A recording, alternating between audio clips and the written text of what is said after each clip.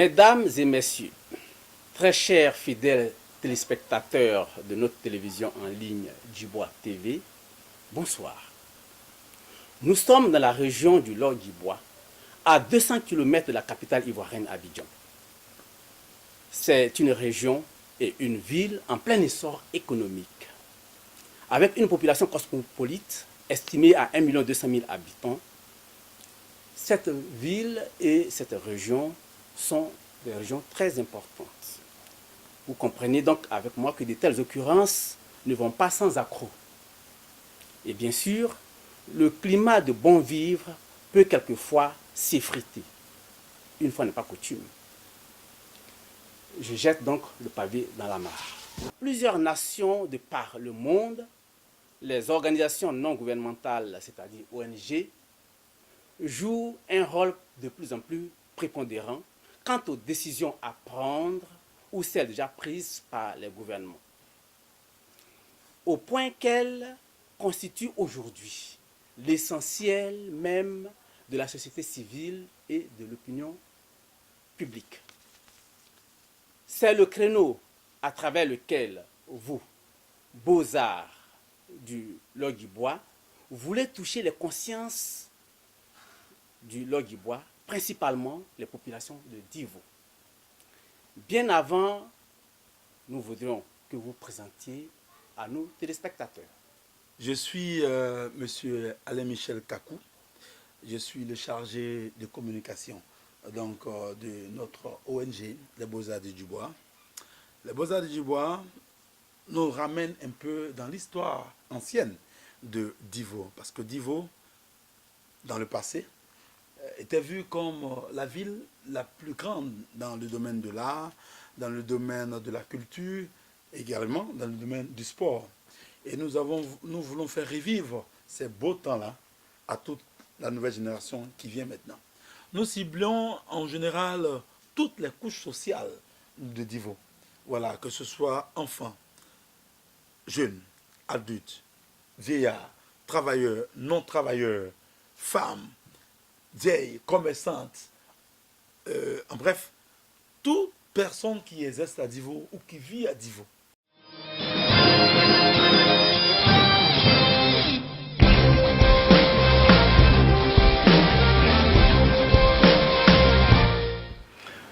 Miss Touré, bonsoir. Vous êtes la directrice exécutive de l'ONG Beaux-Arts, les Beaux-Arts du Djibois. Alors, depuis que vous êtes en tournée dans la région du Djibois, vous avez rencontré des populations. Est-ce seulement les hommes? Est-ce seulement les femmes qui vous rencontrez? Et quel message vous avez? Nous avons rencontré pratiquement la population de Divo.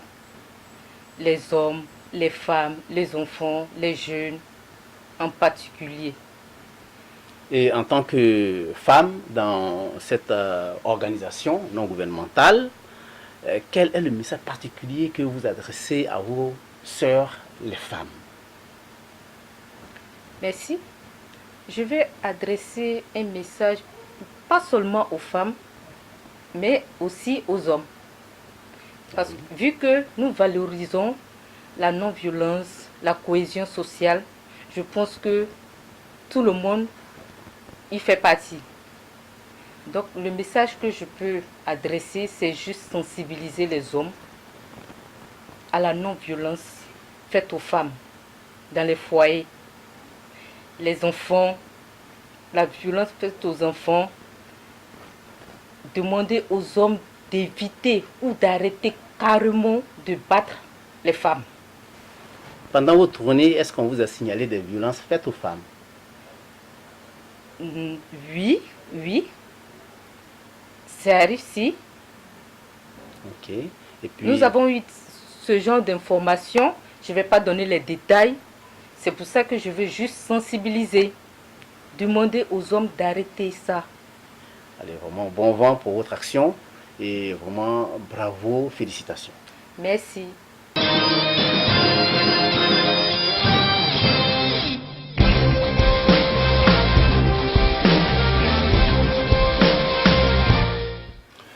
Bonsoir, Monsieur Duy Pacom. Bonsoir, mon frère Godet. Je rappelle que vous êtes le PCA de l'ONG Les Beaux-Arts du Djibois. C'est exact. Merci. Vous avez fait du parcours. Quelles sont les leçons qu'on peut retenir de façon succincte? Merci, monsieur le journaliste. Je veux dire que nous avons eu une longue tournée. Une tournée qui nous a conduit à l'équipe du dimanche. C'était déjà le 1er mai.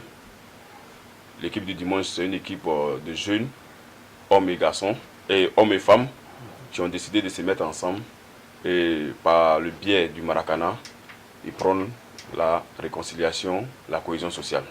Où vous les avez rencontrés? Nous l'avons rencontré à Bada. Okay. À Bada précisément. À Bada. Le quartier Bada. Au quartier Bada. Merci. Après ça, le jeudi donc 3 mai, bien évidemment, nous avons croisé les frères du Djassa, le marché Djassa.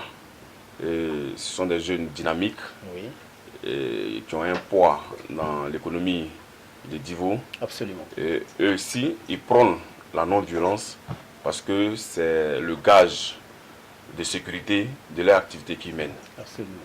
Absolument. Nos visites nous ont conduits aujourd'hui au village, voilà, du président Bailly Michael, qui eux aussi nous ont bien reçus et ils ont accepté le message de non-violence et de cohésion. Oui. En tout cas, je tenais à dire merci à toutes ces personnes qui nous ont reçus et que bientôt, nous allons encore mener ces sensibilisations. Nous allons faire du porte-à-porte parce qu'il faut qu'il y ait la non-violence, ou alors il faut que la non-violence soit dans le mœurs de tout et chacun. Okay. Alors, tous les contacts que vous avez faits, est-ce qu'il y a de bonnes impressions qui s'en dégagent? Absolument, absolument, absolument. Vous savez, la non-violence, c'est le gage de développement durable. On a dû dire on va lutter pour l'autonomisation de la femme, mais dans quel contexte? On va faire des projets d'employabilité pour la jeunesse, dans quel contexte? Si le contexte est malsain, et ces projets n'aboutiront jamais. C'est pour ça que déjà, il faut faire comprendre aux uns et aux autres que dans leur comportement quotidien, dans leur comportement de chaque jour, ils doivent avoir la non-violence. La non-violence, déjà, c'est se respecter et respecter autrui. À partir de ce moment-là, on devient non-violent. Sinon, il y a eu de l'engouement. Nous partons vraiment très satisfaits. Quelles sont les actions que vous comptez mener dans l'avenir pour mettre tout ça dans un moule, dans un ordre parfait, pour faire tout bien? En tout cas, merci M. Godet. Je pense que les actions, c'est déjà intensifier les sensibilisations, comme on l'a dit. Maintenant, pratiquement, ce qu'il faut faire, nous envisageons très bientôt, je crois dans le mois d'août, organiser un cross populaire.